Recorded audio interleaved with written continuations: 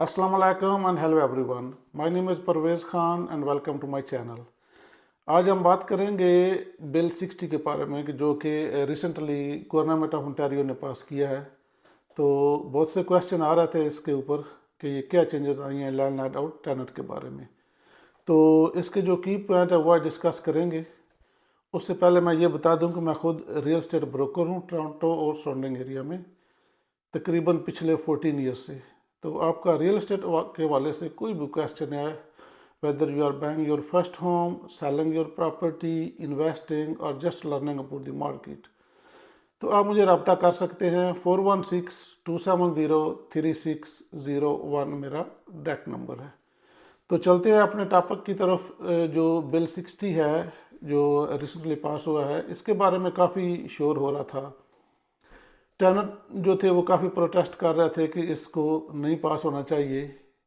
जिस दिन ये पास हुआ है उस दिन भी काफ़ी लोग वहाँ पे असम्बली में प्रोटेस्ट कर रहे थे इसको रुकवाने के लिए।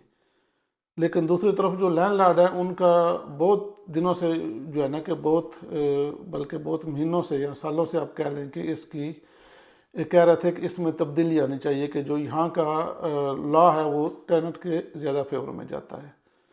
तो आइए आपको बताते हैं कि इसमें क्या क्या तब्दीलियाँ आई हैं बिल 60 में। तो इसमें एक जो की पॉइंट है वो ये है कि eviction notice for non payment drop from 14 days to 7 days. यानी कि पहले क्या होता था कि आप जो भी आपका टेनेंट है वो आपको रेंट ऑन टाइम नहीं देता था, तो आपको 14 तक इंतज़ार करना पड़ता था। उसके बाद आप उसको नोटिस दे सकते थे या कोई एक्शन ले सकते थे। तो आधा महीना वैसे ही गुजर जाता था। तो अब उन्होंने क्या किया कि इसको कम करके 14 डेज से 7 डेज कर दिया है। तो ये अच्छा फैसला है लैंडलॉर्ड के लिए कि आप उनको 14 डेज इंतज़ार नहीं करना पड़ेगा। अगर 7 दिन तक आपका टेनेंट आपको किराया नहीं देता तो आप उसके पास उसको नोटिस दे सकते हैं या उसको लैंडलॉर्ड और टेनेंट बोर्ड में ले जा सकते हैं हियरिंग के लिए। तो एक तो इसका ये की पॉइंट है। उसके आगे चलते हैं। Tenant must give advance notice and pay 50% of the overdue payment to raise issues at LTB hearing. इसका क्या मतलब है कि जो पहले क्या होता था कि जब टेनेंट जो बैड टेनेंट हैं पे नहीं करते थे, तो उनको जब लैंडलॉर्ड हियरिंग के लिए लेकर जाते थे एलटीबी में, लैंडलॉर्ड टेनेंट बोर्ड में, तो वहाँ पे वो मुख्तलिफ हीले बहाने बनाकर उसको डिले करने की कोशिश करते थे।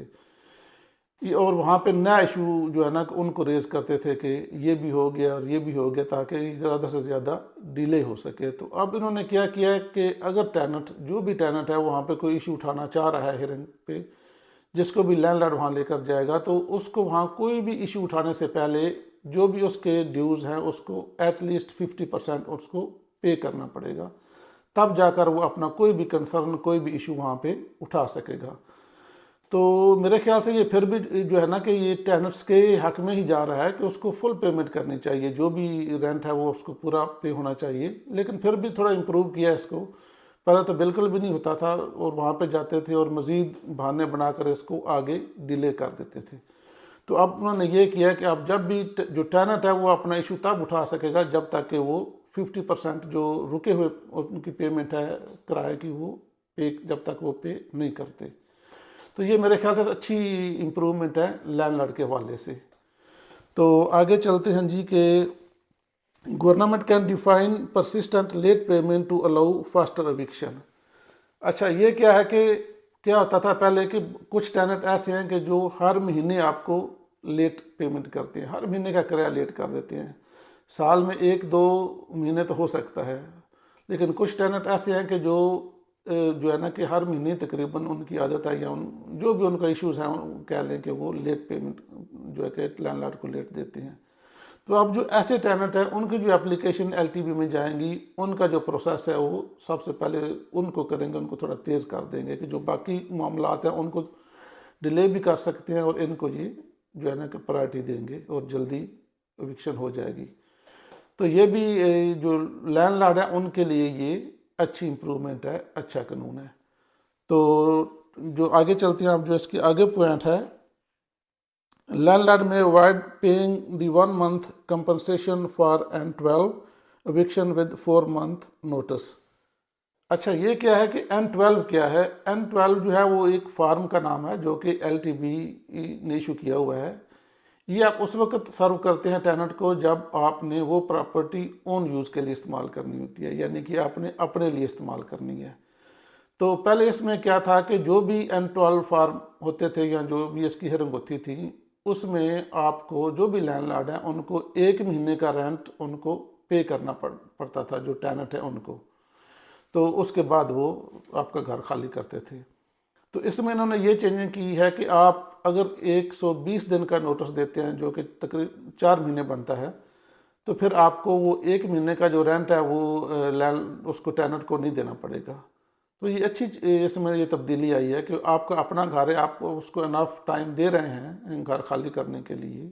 4 महीने का टाइम बहुत टाइम होता है, तो आपको कुछ भी पे करने की ज़रूरत नहीं है। अच्छा, इसमें एक दोस्त का क्वेश्चन आया था कि जो लोग जो है ना रीसेल में घर खरीदते हैं, तो वो क्लोजिंग तो मोस्टली 30 से 90 डेज भी होती है। जो रेयर केसेस में ऐसा होता है कि जो क्लोजिंग है वो 120 डेज तक चली जाए। तो अगर आपने 120 डेज का नोटिस देना है तो फिर आपको वो क्लोजिंग जो है घर की जो आपने ख़रीदा है वो भी 120 डेज तक ही लेकर जानी पड़ेगी, या अगर आप उसको 60 डेज में या 90 डेज में क्लोज करते हैं या कभी भी 120 डेज से पहले क्लोज करते हैं, तो फिर उसको कैसे जो है ना कि उसको टेनर को निकाला जा सकेगा। तो उनके लिए ये है कि जो लोग आप अगर आप घर खरीद रहे हैं या ले रहे हैं तो आप कभी भी उसकी क्लोजिंग कर सकते हैं, 30 डेज, 60 डेज, 90 डेज। लेकिन उसके लिए फिर आपको वो पुराना लॉ ही लागू होगा कि आपको 1 महीने की उसको पेमेंट देनी पड़ेगी, तो वो आपका घर खाली कर देगा। लेकिन अगर आप उसको 120 डेज का नोटिस देंगे तो फिर आपको कुछ भी उसको पे करने की ज़रूरत नहीं है। तो दोनों सूरतों में अगर आप जल्दी कराना चाहते हैं तो फिर आपको वो 1 महीने की पेमेंट करनी पड़ेगी, लेकिन अगर आप 120 डेज का नोटिस देते हैं तो फिर आपको कुछ भी पे करने की ज़रूरत नहीं है। तो ये भी अच्छी तब्दीली है लैंडलॉर्ड के हवाले से। बहुत से कंसर्न होते थे, हम खुद मार्केट में आए तो बहुत से क्लोजिंग भी रुक जाती थी बाज़ दफ़ा कि टेनेंट घर खाली नहीं करते थे, फिर आगे इशू चलते थे। तो लैंडलॉर्ड के लिए ये बहुत ज़्यादा जो है ना कि आप कह लें कि सरदर्दी थी, खास करके क्लोजिंग के वक्त। तो ये अच्छी तब्दीली लेकर आए हैं। अच्छा, आगे चलते हैं कि LTB will speed up eviction process and publicly post more decisions. अब क्या होता है कि बहुत से इशू होते हैं जो लैंडलॉर्ड और टेनेंट बोर्ड में जाते हैं। समटाइम टेनेंट भी राइट होते हैं, उनके भी इशू होते हैं कि भाई जी ये लैंडलॉर्ड जो है ये घर का काम नहीं कराते, हीटिंग नहीं वहाँ पे चल रही, मेंटेनेंस नहीं घर की हो रही। तो लैंडलॉर्ड के अपने इशू होते हैं कि जो बैड टेनेंट हैं वो रेंट नहीं पे करते, तंग करते हैं और चीज़ें ख़राब करते हैं। तो अब उन्होंने किया है कि जो भी एविक्शन हेयरिंग्स होंगी उनको वो सबसे पहले प्रोसेस करेंगे, जल्दी फास्ट करेंगे, और उसकी जो भी डिसीजन है वो LTB अपने वेबसाइट के ऊपर उसको पोस्ट करेगा। तो ये भी अच्छा डिसीजन है जो है ना गवर्नमेंट की तरफ से, कि एक तो एविक्शन फास्ट हो जाएगी और दूसरा ये कि जो भी डिसीजन होंगे वो उनकी वेबसाइट के ऊपर पोस्ट हुआ करेंगे। तो अब ये LTB जो है ये, अच्छा यहाँ पे जो भी ओंटारियो में जो भी लैंडलॉर्ड है या टेनेंट है उनको ये बात ध्यान में रखनी चाहिए कि अगर आपका कोई भी इशू है, लैंडलॉर्ड है तो आपका टेनेंट के साथ इशू है, अगर आप टेनेंट हैं तो आपका लैंडलॉर्ड के साथ इशू है, तो यहाँ पे सिर्फ एक ही इदारा है जो इसको डील करता है, जिसको LTB कहते हैं, यानी कि लैंडलॉर्ड एंड टेनेंट बोर्ड। इसके अलावा कोई इसमें जो है ना कि मुदाखलत नहीं करता। तो जो भी आपके इशू हैं, छोटे हैं बड़े हैं, आपको अगर उसको रिजॉल्व करना है तो आपको लैंडलॉर्ड एंड टेनेंट बोर्ड ही जाना पड़ेगा। तो वहाँ पर मुख्तलिफ़ किस्म की हियरिंग्स होती हैं। तो अब उन्होंने किया क्या कि जो एविक्शन होंगी या नॉन पेमेंट होंगी उनको उन्होंने फास्ट कर दिया है। और आगे इसमें ये एक चीज़ जो उन्होंने भी ऐड किया है कि जो आपका अपील का टाइम है।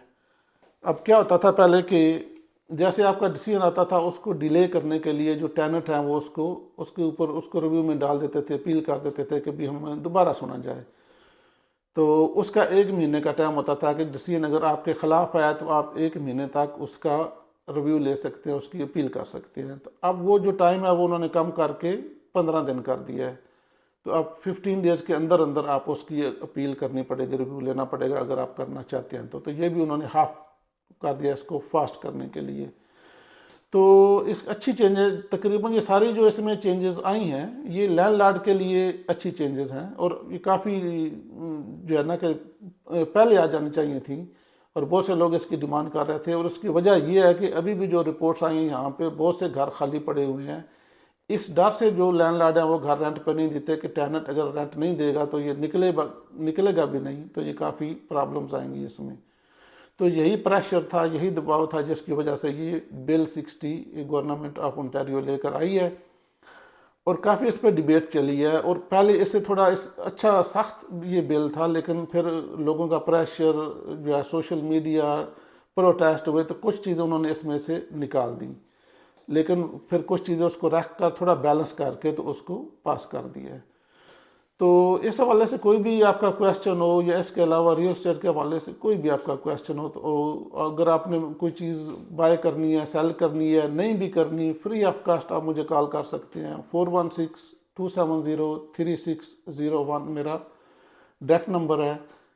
3 जगह पे आपको सर्व करते हैं। टोरंटो ऑफिस है हमारा, जो लोग वेस्ट में रहते हैं वहाँ पे मिसिसागा में ऑफिस है, और जो दोस्त फैमिलीज़ ईस्ट में रहती हैं यहाँ पे एजेक्स में हमारा ऑफिस है। तो इन तीनों लोकेशन में आप मुझसे मुलाकात कर सकते हैं। तो चलें, इंशाल्लाह फिर आपको अगली वीडियो में मिलते हैं। तब तक के लिए अल्लाह हाफिज़।